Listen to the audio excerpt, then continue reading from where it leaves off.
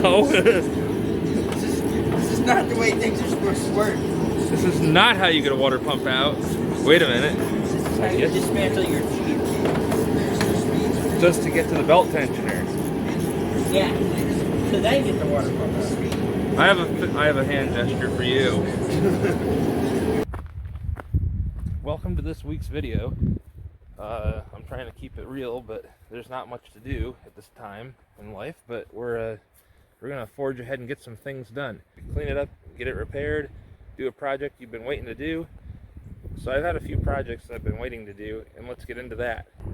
So the first project today that I'm gonna go over is this truck really needed to be cleaned up. It was disgusting. It's a work truck, and it's also currently my daily because there's a situation going on down there with the Volkswagen. We'll get to that.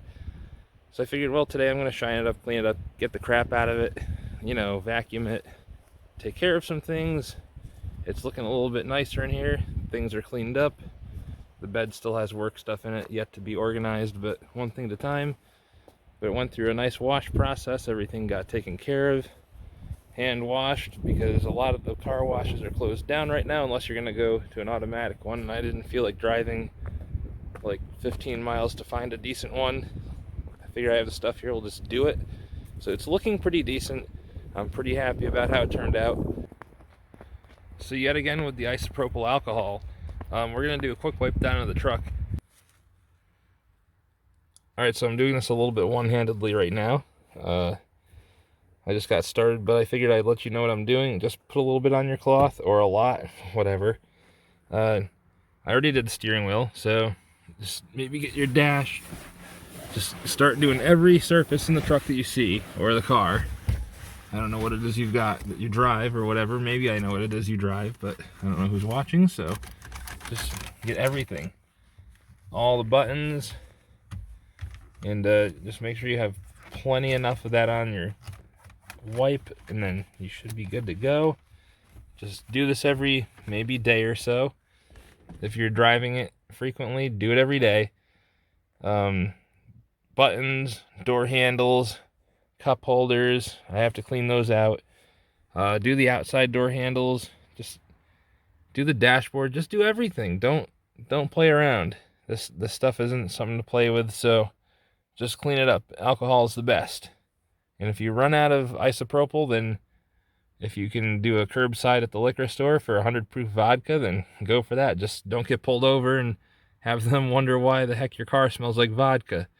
Things are just bad. So anyway, I guess I can get into this a little bit. This isn't a how-to video, but I've been working on this, and I'm down to the point of getting the actual intercooler out, just because I need to move things around and make things happen so I can get a new intercooler in there. And also we're gonna try for a new radiator, maybe a new AC condenser, because it got slammed and the AC wasn't working. So I think we're just gonna have to put some new parts on for the AC condenser as well. Maybe the whole unit, most likely the whole unit.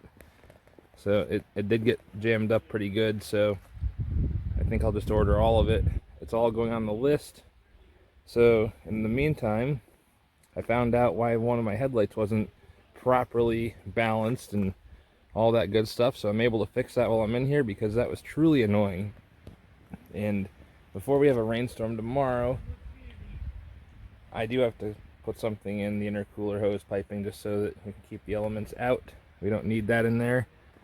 So right now we're up on jack stands. We got to get them off, or got to get them out, just because it's going to be windy, and I don't want to deal with that sort of stress, wondering if it's going to blow over or some dumb stuff. So we're just going to get it taken care of. But she's in a little need of help, so she's getting the TLC she deserves.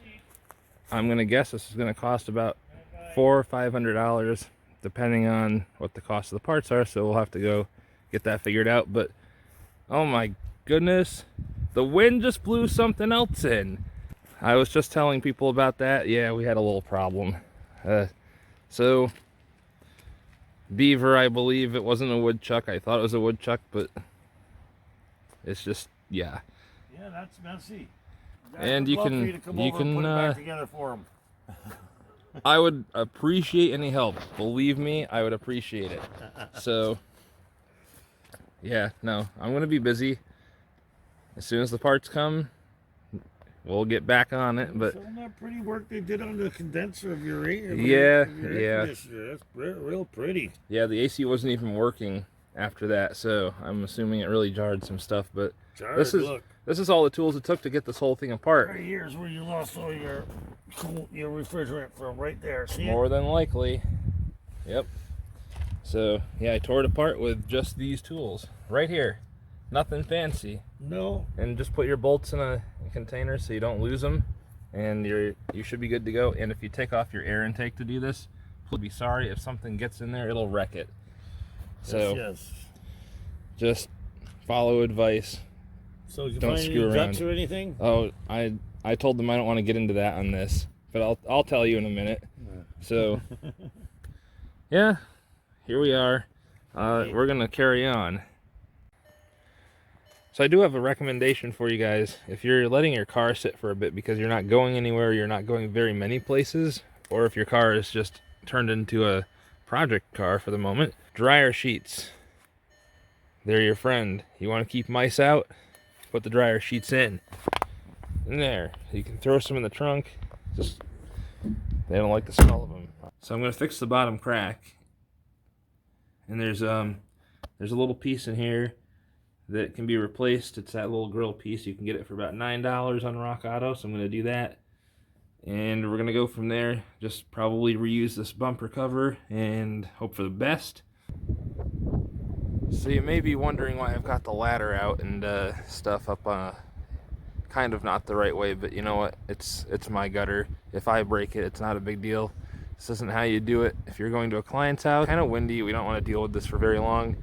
I think we've got some overflowing gutters, so that's one other thing that you can take care of during your stay at home is your gutters. If you've got a ladder to do so, you can do a lot of stuff to your house while you're sitting around doing nothing. You can make it look pretty decent. Well, it's a good thing I popped up here because I figured out what was happening the other day. We had a little bit of an overflow and there's a spoon in the gutter. Okay, well,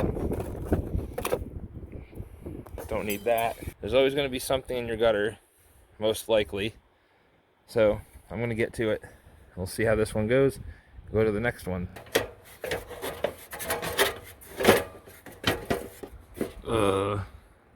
Okay, these aren't so bad. Still got to be done.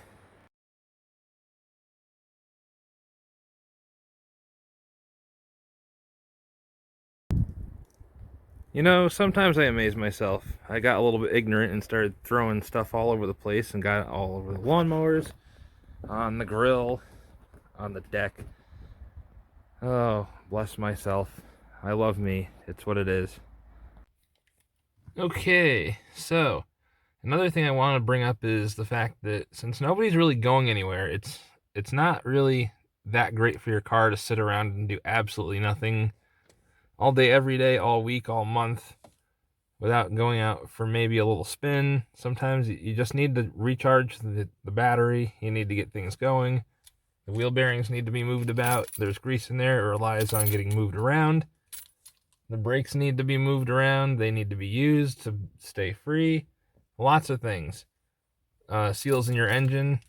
Dry rot in your tires, flat spots, all sorts of things. You should take your car for a ride at least once a week. Get it warmed up. I'd say take it for at least a 20-mile spin just to get things going. It's good for it, and it'll leave you with a lot less problems in the long run. So we're going to get going with this and go for a ride. Take it for a spin, get her out, roll around, do a couple things real quick, and come back home and finish up some other BS that we need to do. All right. Nobody coming. It's usually a thing on this road now, unless somebody's walking. But out for a spin we go. Your car's been sitting around. Expect some squeaks, some groans and moans, and rumbles, and all sorts of things that could happen just from sitting around. But once you start driving, they should go away. If they don't, then you have to take it to get looked at, or look at it yourself. Either way. But yep, we're out for a little spin. I've got to go pick up a few things, and we're gonna head back to the house. So I found my handy little checker guy. Let's check some tire pressure. Let's see what's going on here. And take this little guy off. Usually I just set it up on top of the tire. Check it. These are supposed to be at 35. And, oh, if it will focus, it's at 35. So you just go around and check all your tires, do the same thing over and over again, basically. Put the little thing back in there. We'll check all of them real quick just to see what's going on.